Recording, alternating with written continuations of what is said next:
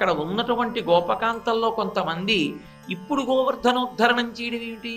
అసలు పుట్టి పుట్టగానే ఇంకా కళ్ళు కూడా సరిగ్గా విప్పకుండా పడుకున్నటువంటి పిల్లవాడిగా ఉండగానే ఎన్నో వేల మంది పిల్లల్ని తన యొక్క స్తనములలో ఉంచుకున్నటువంటి విషము చేత సంహరించగలిగినటువంటి సమర్థతతో వచ్చినటువంటి పూతనా స్తనములలోని విషాన్ని 2 గుక్కలలో తను తాగి పూతనని సంహరించినటువంటి మహానుభావుడు. ఎంత ఆశ్చర్యకరం! పడుకునున్నాడేమీ తెలియనట్టు, కానీ ఆ లోకేశ్వరుడా చరాచర విభుండా బాల గోపాలుడా బాలధ్వంసని గొంతు గంటిడి వెసన్ బాలెంత చందంబునన్ పాలిండ్లన్ విసమూని వచ్చుట మదించింతించిలో నవ్వుచున్ కాలంగేల కదల్పరాని కరణిన్ కన్మోర్చి గుర్పెట్టుచున్. ఏమీ తెలియని వాళ్ళ, కాళ్ళు చేతులు తనవి తాను కదుపుకోలేని వాళ్ళ పడుకుని గుర్రు పెడుతున్నటువంటి పిల్లవాడిలా ఉన్నవాడు ఎదురుగుండా వచ్చినటువంటి పూతనను తనని చంపడానికి స్తనములలో విషాన్ని ఉంచుకుని వచ్చిందన్న విషయాన్ని గ్రహించినటువంటి వాడై 2 గుక్కల్లో ఆమెలో ఉన్నటువంటి ప్రాణములను విషాన్ని కూడా తాగేశాడు. కన్నులు తెరువని కడు చిన్ని పాపడై దానవి చనుబాలు త్రావి చంపే 3వ నెల నాడు ముద్దుల కుర్రడై కోపించి శకటమ్ము కూలదోసే.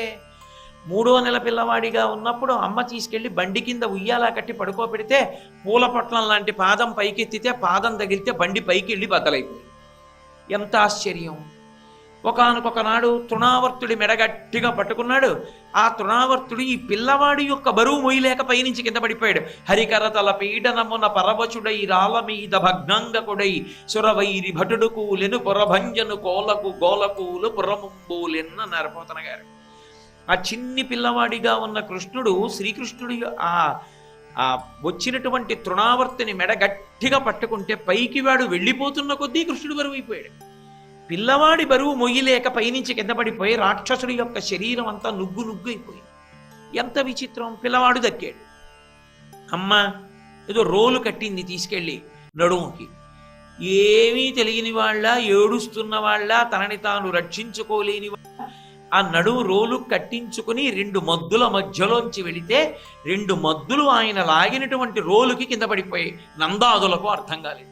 పిడుగుపడదుగాక పెనుగాలి విసరదు ఖండితంబులగుట కానరాదు బాలుడితడు పట్టి పడెద్రోయ చాలడు తరువులేల కూలె ధరణి మీద.